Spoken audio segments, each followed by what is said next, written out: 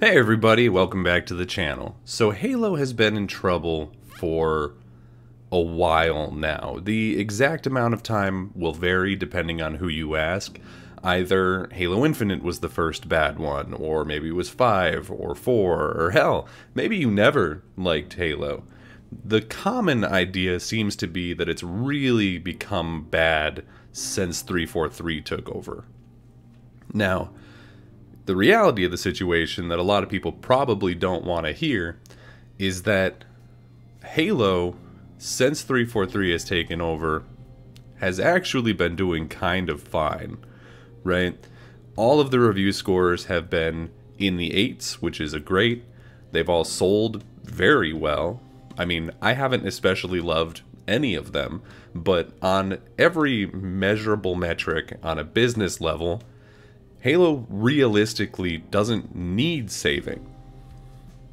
Except the TV show, which was real bad. But if we're talking about public opinion, that's another story. So I devised a simple plan for how to save Halo. So what I have here is a 4-step process for how to save Halo. And the first one is just maintain Halo Infinite. These steps are in chronological order. So this first one is basically just what you're doing to keep people happy while you do the rest of the steps, right? And in maintaining Halo Infinite, what I mean by that is you're just listening to the existing fans, right? You're adding new maps, you're adding new modes, new armors, right? Maybe some crossover armors, things like Doom or Fallout, like IP that you already own, so you don't have to spend a lot of money on it. Get that Certain Affinity Battle Royale mode out, right? That'll breathe a lot of new life into it. Get the Forge mode, better discoverability so that the games that are in there actually have, full queues of people playing. Maybe do some curation in there to make some of those games stand out, or even put them into proper matchmaking, right? I mean, obviously not ranked matchmaking because it's Forge, but you know what I mean. Put them in matchmaking so people can get to them easier. Keep the seasons coming and make them interesting. Find interesting ideas for what you can do. Maybe choose historical periods from within the Halo universe. Maybe do crossovers. Fortnite did a Marvel one. I don't think necessarily go that far, but you could do like, this is the battle pass where we have the Fallout ones, right? And do whatever stupid nitpicks the community complains about, right?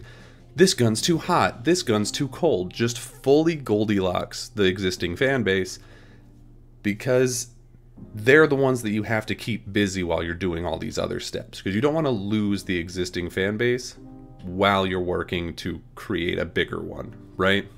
It's going to be really tedious work, but it's got to be done. Step 2 is we make an Origin spin-off title. Now, as a spin-off title, as you will have guessed, that just means that it's not part of the core Halo game series, right? It's not one of the numbered titles, it's not Halo Infinite. It's even more separated than like a Reach or an ODST. And what that allows us to do is two things. Number one, it means that we can make a game that plays different than those games without having people come to it expecting that it will, right? They're not going to come to it expecting exactly the same Halo game that they've had for 20 years because it's a spin-off game, and we're going to make that clear from the very start. And the other part that it helps us with is that it means that we can have this game be made by somebody other than 343, which is going to be very helpful for the next step of this. I'm thinking that we outsource this game to just somebody who we know we can trust, right? Be that a Coalition or a Ninja Theory. We maybe even can take this outside of first party and go to somebody like an Asobo, although they would need help to sort of make it the jump up to that full AAA level, because while I love Plague Tale Requiem, it's very much a AA game. Or like, I think any of the Call of Duty studios, if we could get one of the Call of Duty studios, acquisition or not, to make this game, I think any of them would do a really good job with it. But as an origin story, what that means is that it's going to be as close to the beginning of the Halo timeline as possible. Not all the way back to the Forerunner stuff. I know there's some novels that take place during Forerunner times, and we can pretty safely ignore all of that. But the beginning of the interesting Halo story, so as close to like Halo Combat Evolved as possible. And what that's going to do is, number one, it's going to really help us bring in a new audience, because they're not going to have to feel like, oh, am I going to understand what's going on in this game? You know, there's 6+ other titles in this franchise and all these books. Am I going to be able to understand the story of what's going on here? Of course you will, because it's an origin story. It's a brand new thing. And if it's at the beginning of the story, then that means that these people who are not 343 don't necessarily need to worry about like what happens in Halo Infinite or Halo 5 or any of that stuff. They can just start at the beginning, know the facts, and make that part of the story really good. And I think that the part of the story that they should adapt is the novel Contact Harvest. This is admittedly the only Halo novel that I've read, but I think it's pretty good. It is written by Joseph Staten, so if we can bring him in to consult on this game, I think that would really help us get like the credibility, and it would also help to appease some of the existing fans who probably don't want to see a game like the one I'm about to describe. But having his name on it would be like sort of a stamp of approval, and I think that would really help out. And also, I think that it's just an interesting story, right? It tells the story of Sergeant Johnson, a very popular character, probably my favorite Halo character, as he goes through the beginning of the Human Covenant War, which the Human Covenant War as a title is very boring. I feel like we could have come up, like this is a sci-fi like fantasy story. We could have come up with a more interesting name for this war than the Human Covenant War. Like that's the most boilerplate, like does not spark imagination, does not spark intrigue at all. I don't know. It's always bothered me, but whatever, it doesn't matter. Anyway, it tells the beginning of the Human Covenant War. And so throughout the book, and therefore the game, you would play as Sergeant Johnson, and you would start by fighting human insurgents, and then the Covenant would be sort of slowly introduced until you had to build up a militia and fight them off of the planet of Harvest, right? No spoilers for the book here. I recommend people read it. It's decent. It's, you know, it does have the problem of being a video game book where it's not as good as like a proper novel, but it's still pretty good. I recommend it. Anyway, one of the other cool things about this book is that one of the main villains of it is Tartarus, who you may not remember, but he was the brute who was sort of the main antagonist for the Arbiter in Halo 2. I say you may not remember him because, number one, Halo 2 was like forever ago. And number two, I feel like the Halo games have never done a really great job of building up interesting characters or telling the story in a consumable way. You know what I mean? And so that's another thing that I think we need to solve in this game, is we need to tell the story, just tell the story better. We don't necessarily need to change the story, but just tell it in a way that makes it actually interesting to the people who are playing it. And for that reason, I think that the kind of game that we're making here is a cinematic game. I think we're looking for a game that is straight out of the PlayStation playbook, right? Just Last of Us, but you dial up the action like 3 or 4 clicks. Not clickers, but clicks. Because Last of Us sort of has that thing where the primary, your primary form of combat is stealth, I feel like, where a lot of the times when you get into situations with clickers, you're trying to sneak up behind them and stab them and do all that sort of thing. And I don't necessarily know that that's Sergeant Johnson's move, but it should be an option, because Sergeant Johnson is just a man, right? If you're playing as him, he's just a Marine. He's not a Spartan. He's not a Master Chief. He's not a super soldier, right? He's just effectively a normal guy, a really cool guy, but just a guy. And he's not, as a normal guy, you can't get into a fist fight with an elite or a brute and expect to come out on top. Like, it's just not going to happen. Those things are like 8-9 feet tall, right? You're not going to win that fight. So he needs to have those sort of guerrilla tactics and more interesting sort of complex combat than just run around and shoot the guy, because he's not a Spartan. He can't just run straight in and go guns blazing. It's not going to work out. That's how you're going to get people killed, right? And so I think we're going for a more interesting thing like that. I think even it's a third person game. I don't think this style of game works in first person, but it also gives us the benefit of, number one, you can see Johnson the whole time, so you'll be able to see his face and see the character and grow more attached to him in that way, as well as have more interesting animations that people can see and be interested in. And it lets us see just the difference in scale between your character and an elite or a brute, right? And that really helps to make the Covenant scary again, which is one of the problems that I've had with the Covenant for a very long time. And I think the Banished does a better job, but the Covenant specifically has had the problem of I just have not been intimidated by them in like a decade or more.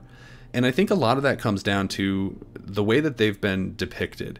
Is they've sort of got these really bright colors and like flamboyant armors, and they're just not scary, right? And I feel like if this is telling the beginning of the Human Covenant War, Johnson isn't going to know that like there are good elites. He doesn't know that the Arbiter is out there. He doesn't know that like these people have been sort of indoctrinated in this weird religious cult type situation, right? That's not something that he knows. And maybe we can start to explore those themes in this game, but at least at first, these are monsters to him, and so they should present as monsters. And I think that we do that by making their colors maybe a little bit more dull, a little bit more realistic. We make their armor look like actual armor instead of something that fell out of a children's cartoon. We'll keep the grunts saying their silly stuff because I feel like that's very iconic and you have to have that. But just in terms of visuals, I think we make them look more serious. I actually think the closer we can get the visuals of this game to those Halo Anniversary cinematics, the better, right? I don't know 100% if we'll be able to achieve that. I think Coalition probably could, and the like any of the Call of Duty studios could probably do it, although it would take forever and just be very expensive. But you know what? I think it's worth it. Maybe Microsoft doesn't, but I do, and I'm not the one paying for it, so it's easy for me to say, right? But yeah, so I think that we try to get it as close to those cutscenes as possible. And I think we have a much more heavy focus on the characters, right? I love Sergeant Johnson. You probably love Sergeant Johnson. I think he's one of the more standout characters from the Halo franchise. But the fact of the matter is, he isn't a particularly deep character, right? He doesn't have any story arc. He doesn't have any real character growth. He's just a cool guy who says cool things and then dies. Spoilers. And that's also the same problem that I have with, like, Master Chief and just honestly a lot of the characters in Halo don't feel like characters, they feel like caricatures, and that's a problem. That just doesn't fly anymore. People need deep, interesting characters to wrap these narratives around, and so that's something that we need to fix here. Whether that's with Sergeant Johnson and Tartarus, I think we try to make Tartarus a more interesting villain, or with the more diverse cast of the novel. I think, you know, we bring in some of the characters from there, some of the AIs we bring in. There's like strong female characters, there's people of all kinds of different races and creeds, and that's very important for a number of reasons, right? Not just the obvious and most important reason, which is, of course, that representation is super important, and we want to make sure that people who are playing the game see people that look like them so that they can, you know, feel more included in this world. But also, one of the problems that I've always had with early Halo especially is that the vast majority of people in the UNSC just feel like they're Americans. They just look like normal, like the Keys? I don't know how to pluralize that, but you know what I mean. Like they're just normal white folk, and like Master Chief is called John, you know what I mean? Like they're just like very normal sort of cookie cutter characters. And I feel like that doesn't make it feel like the UNSC is Earth. It makes it feel like it's America, you know what I mean? And I think having a more diverse cast would help make it feel like Earth is sort of more together in their fight against the Covenant. And I think that's something that's very important. I think that would make it a lot more interesting for people, just for people playing the game and for people telling the story, right? It's going to make it a lot more approachable to people who live outside of the States and people who don't look like me to feel more attached to the story. Basically what I'm saying is the faster you can piss off the go woke, go broke people, the better, right? If you've got people saying that about your game, you're doing something right, in my opinion. So go for that as fast as possible. The number one thing that I feel like people would hold against this game is that it's not going to feel like a traditional Halo game. But that's a good thing. And now this is the part of the video that I think the hardcore Halo fanbase is very much going to disagree with, because what I'm saying is whoever ends up making this hypothetical game, be it Asobo, Coalition, Infinity Ward, whatever, should basically completely disregard any complaints that are coming out of that group, because this isn't a game designed to appeal to them. Halo is in the situation that it is right now because 343 has tried to consistently appease this very small group of very loud people who fear change. We're talking about a group of people who complained when they added sprinting, who threw a complete bitch fit when they added aim down sight to the game. Like, this is a group of people who completely refuses to let Halo Combat evolve, right? And as a result, it has become stagnant and more people are falling off it. A lot of the people who complain about Halo are like, it's not as good as it used to be. It's almost the exact same game as it used to be, and that's the problem. It's been, what, 20 years since the first game, maybe more? And the game still plays 90% the same. Those kinds of games are perfectly fine, but you need to find ways to modernize it, or newer audiences are going to be like, why would I play this when there's so many other games that do this but in a better way? You know what I mean? Like, just completely ignore those people. Don't let the Halo IP die because Tony Two Teeth from down the shops doesn't like change, right? We're talking about a group of people who would complain if in a new game the assault rifle had 36 rounds in a magazine, but in the last game it had 37. Like, don't listen to those people. Change the game, modernize it. They will like the game if it's good, right? And even if they don't, they're such a small group of people that if you just make a different good game that's in that same universe, you'll find a whole new audience that'll probably like it more and be less toxic than those dickheads, right? Just ignore them, right? You don't need to worry about them. You know what I mean? And by the way, if right now you're leaving a comment about the real number of rounds in the assault rifle in Halo, you are exactly the problem I'm talking about. If you're the studio who is making this hypothetical game, go ahead. Let Tony Two Teeth make his dumbass YouTube video where it's a low angle shot while he's driving his pickup truck with his sunglasses on and he's complaining about nothing, right? Let him make that video. It can go right up next to the people who are complaining because the game's woke, that it has a black protagonist or whatever dumb bullshit. You know what that is? Free engagement. Let those man babies cry you straight to the bank. Contrary to incel belief, go woke, go broke is not a real thing. It's just a phrase that people like to pin on projects that have already failed so that they can try and feel like they're smart, right? Like, I think they tried to throw it on She-Hulk, and they're like, see, go woke, go broke, this show's all about women, so it's bad. And it's like, no, it's bad because it's a lawyer comedy that has minimal law and it isn't funny. Like, that's the problem. Casting aside, it wouldn't have been a good show on any level.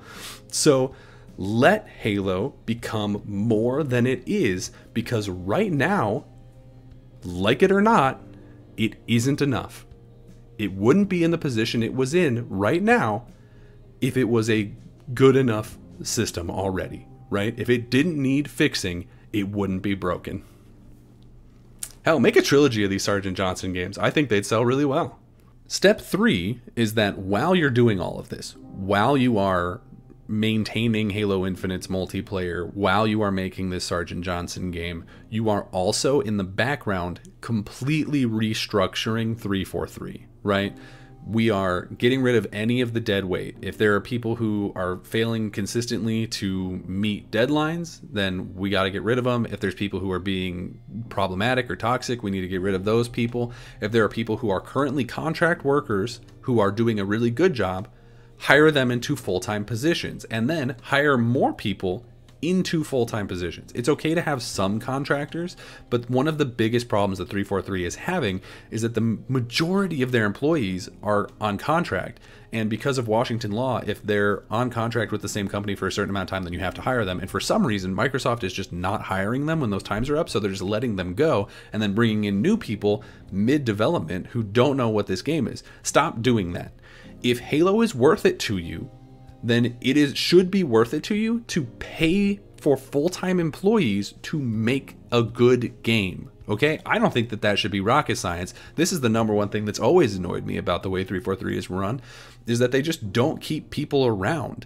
They let all these potentially very talented people go before they have the time to learn the Slipspace engine, because you can keep the Slipspace engine. I know some people were blaming it because they were like, oh, well, it doesn't run very well. No, the problem is that you're bringing in these contract workers who have never used Slipspace before, letting them get used to it for 2 years, and then getting rid of them and bringing in new people who don't know what they're doing again. That's the problem. If you have people who know how to use the engine, then you're going to get a better product 100% of the time. So hire people, train them how to use the engine that you're going to use, because I understand you probably don't want to use Unreal for your biggest game franchise, because you don't want to have to pay Epic, you know, their cut of the game that they get if you use Unreal, right? I totally get that. So hire people who know how to use it, or hire people and teach them how to use it and then keep them. You know what I mean? Like, this seems like the most obvious thing in the world, and yet it hasn't happened, right?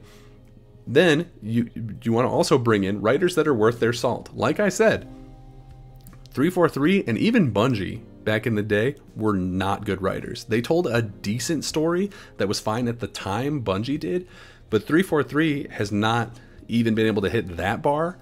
And as a result, it's just this like really convoluted story that no one really fully understands or cares about. Bring in writers who can tell the story in a way that is consumable and enjoyable for players to experience, right? That's a very important thing. And then you get a vision together for what you want the Halo franchise to be going forward, and be prepared to stick to it. One of the biggest problems that I have with the 343 Halo games is they did 4 and 5 and they weren't super well received, right? They did, as we said earlier, they did fine on reviews and they sold really well, but they weren't particularly well received in public opinion. And so even though they had spent 2 games building up to this huge climactic war, in the 3rd game, they just threw the baby out with the bathwater and skipped to after the end of the war. And it's like, no, we should have seen that. Like, this was the big climactic thing that you had been building up for 2 games. And because people weren't happy with the previous games, you decided to completely abandon ship and switch planes mid-flight, which never works out. So make a plan. Be prepared to stick to it. You can fix the game in smaller ways. I'm not saying don't respond to fan feedback at all, right?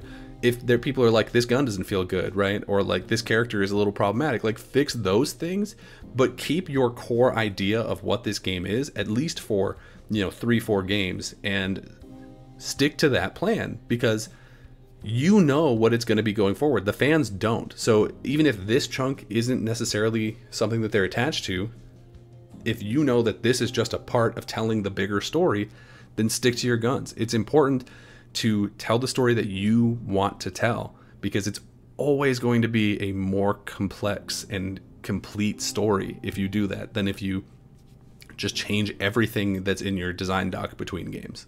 You can't be doing that. And step 4 is probably also going to be a pretty contentious one, but I think it's the most important one, which is, once this is all sorted out, reboot Halo. Start from the beginning, but make it good. Simplify the lore, right? Right now, if you want to have any idea what's going on in the newer Halo games in terms of the actual story, I know that probably most of the people who play it don't really care about that, and they're just here to shoot the guns. But if you want to know what's happening in the story, you've got to play like 10 games and read some books and all these webisodes. Like, there's so much other stuff out here that has become overly complicated, and some of it kind of contradicts itself, and it's just too much, right? Simplify it. It is currently impenetrable to new players. So just reboot it and see if you can do it again, but good this time, right?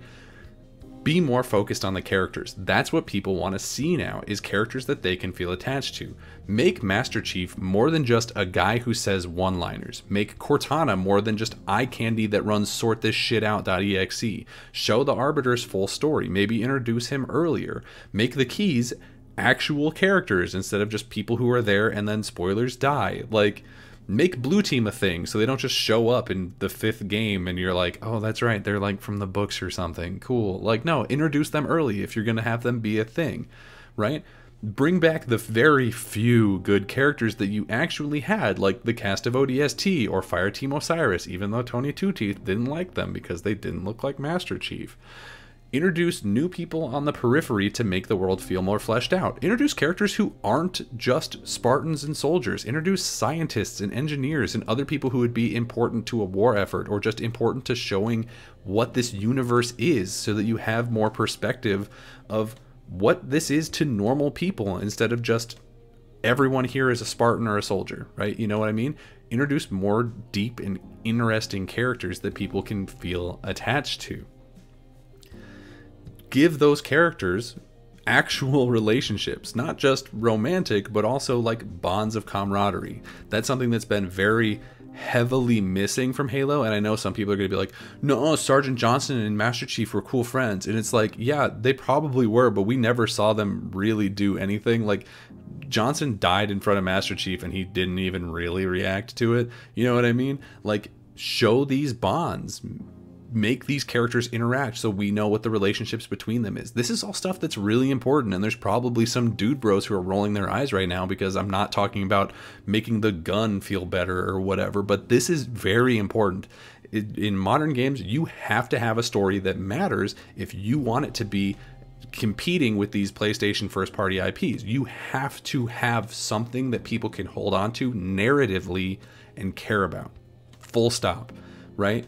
Another thing I think you should do is actually show the Covenant side of the story a lot more. We got it in Halo 2, and I think it's probably the best aspect of Halo 2, right? Explain how the Covenant works, right? Talk about the whole story behind like the prophets and how they brought in all these different races and like the weird, you know, religious cultism of it. Like, bring that aspect of the story into the games, because it is there in the current games, but it's just not very well fleshed out, right? Simplify some of the crazy stuff, you know, like maybe change some of the alien species names so that they're actually pronounceable by human beings and you don't have to sound like a total dickhead when you talk about the lore of this universe, right? Like, I think saying Heli is fine, but like, I don't know, what are the hunters called? Somebody knows, and I bet it's stupid because a lot of them are, right? Like, whatever. Show the prophets doing their thing, and more importantly, show the fractures starting to build inside the Covenant, right? Show how like there's infighting between the Jackals and the Grunts. Show how there's, you know, the Arbiter and his Swords of Sanghelios are starting to like feel disenfranchised and like will eventually split. Do the same thing for the Banished.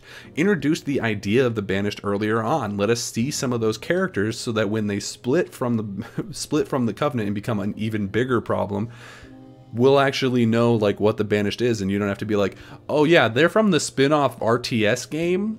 Like, don't do that. Have them be part of the core franchise if you're going to have them be the villains down the road, right? Like, introduce them early. They're super cool and people love them, so do something with them, right? Don't forget that the Flood exists for like 4 games. You know what I mean?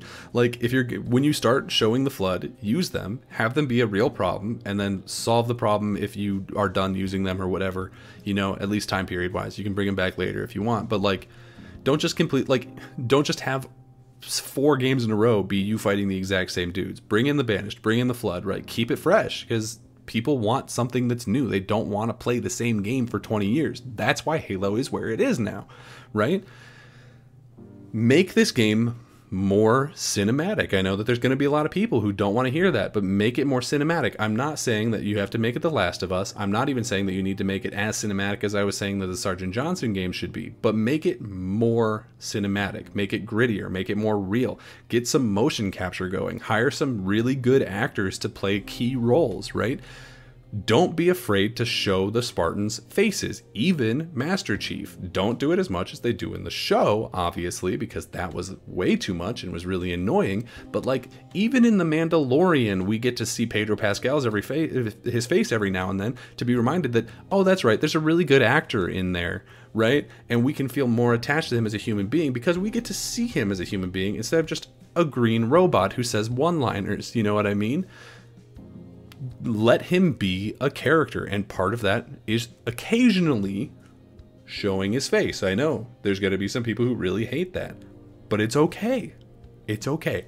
Just show his face once or twice, maybe once a game. It's fine, right? So show him suiting up at the beginning of the first one. Just get it out of the way really fast so people can get over it. change the combat as much as you need, right? There's gonna be things that people are really upset about in the super hardcore Halo fan base, but I think it's important, right? If you think that jump feels floaty and you're not gonna make a game that like properly uses that jump, then cut it, right? Don't just have it in there because that's what Halo used to be. You know what I mean? Slow it down if you want. Halo combat is very fast. You can slow it down. People will complain, but if it's good, they'll still play it. So slow it down, right? Get those id Software guys in here to make the gun feel really punchy and really good. Bring that grapple hook in from the start. People love that thing. That thing's great. Change it as much as you need to get it to fit the vision of what you think this game should be, because you are the ones making it. So you are the ones who have to be passionate about it. Don't be hamstrung by what Halo was and start thinking about what it should be. And then as like a little bonus step 5, once you've got those mainline games going strong and they're doing what they need to do, and you've got those Sergeant Johnson games going and they're hitting on the cinematic level, then we can feel free to go and do other spin-offs, right? We shouldn't feel pigeonholed to just make the same style of game over and over again, or we'll end up in the exact same situation we are now, but just with a different style of game. So let's go out and keep this IP fresh, right? Reach out to Firaxis and make a Halo XCOM game, right? Go to, probably not Remedy, but go to somebody and get a Halo Flood game made. People have been asking for that for like a decade. Just go and get that made. People will love it. Have Creative Assembly do a third Halo Wars. The second one was really good, so I have reason to believe the third one would at least be pretty good, right? They can't make that much of a step back theoretically, you would hope, you know?